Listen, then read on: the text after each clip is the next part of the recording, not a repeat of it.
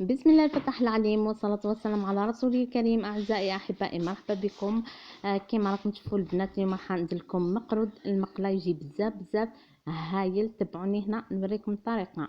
عندي هنايا البنات 4 كيسان من الدقيق. بالنسبة للبنات الدقيق يكون خشين، مش خشين تاع البلوز، خشين تاع المقرود عادي. عندي هنا كأس إلا ربع من الصمعات، تقدري تستعملي أيضا لابال. وكملت الكيله تاعي بالزيت كما راكم تشوفوا البنات. بالنسبه للصمعه البنات لازم ما تكونش سخونه، تكون ذايبه فقط.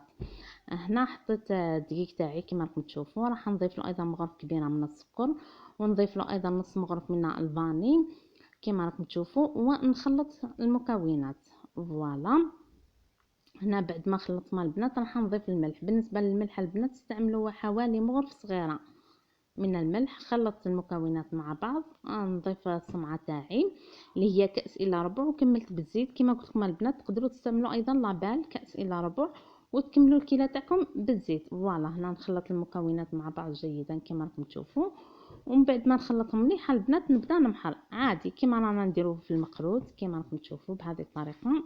يعني الطريقه هذه كامل تعرفوها البنات، نحب هكا نوري لكم. فوالا هنايا البنات كما راكم تشوفوا بعد ما محرته وكملت، نجيب كاس تاعي فيه ربع كاس من الماء ونضيف له ماء الزهر. ربع كاس من الماء عادي ونضيف له ماء من الزهر حتى نتحصل على كاس الا ربع. ونحط الماء. هنا البنات نستعمل غير بالاصابع فقط. نحط الماء تاعي ونخلط كما راكم تشوفوا. كما قلت لكم البنات كاس شوفوا استعملت ربع كيلة من الماء وكملت ماء الزهر حتى تحصلت على كاس الا ربع. درت بالاصابع خلطت المكونات كما راكم تشوفوا. نخليه هنا يرتاح حوالي ربع ساعه، بعد نعاود نرجع له.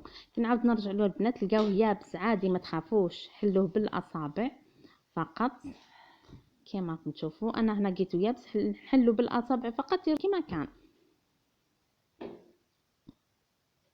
كما راكم تشوفوا البنات الطريقه هذه تحل وحده فاسيلمون. هنا البنات استعملت كأس من الماء وراني نكب في الماء تاعي حتى نتحصل على عجينه. كي نتحصل على عجينه تكون متماسكه نحبس من الماء، نحبس الماء. بالنسبه للماء البنات انا مستعمليش كأس قد استعملت كأس الا ربع. شوفوا البنات لأن استعملت كأس من الماء، حطيت الماء تاعي كي تحصلت على عجينه متماسكه ظلي ربع من الماء صافي. استعملت كأس الا ربع من الماء. عندي هنايا غرس كما راكم تشوفوا، درت له قرفه ودرت له ايضا طيب. البنات اذا لقيتوا الغرس تاعكم يابس فوروه عادي فقط. هنا جبت العجينه تاعي، هذه الطريقه كامل تعرفوها كما راكم تشوفوا. نحل العجينه تاعي ونحط الغرس في وسطها ونقفل العجينه.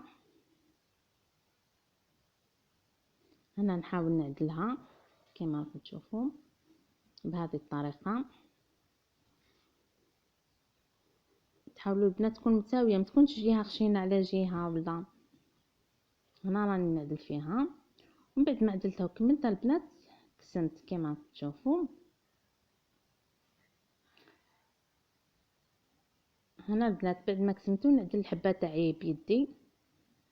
كي تشوفوا الحبه تاعكم معوجه ولا لا نعدلوها. هنا البنات الزيت تاعي راهو سخون، بعد ما تاكدت انه سخون ضفت له شويه من العجينه، عرفتوا باللي سخون.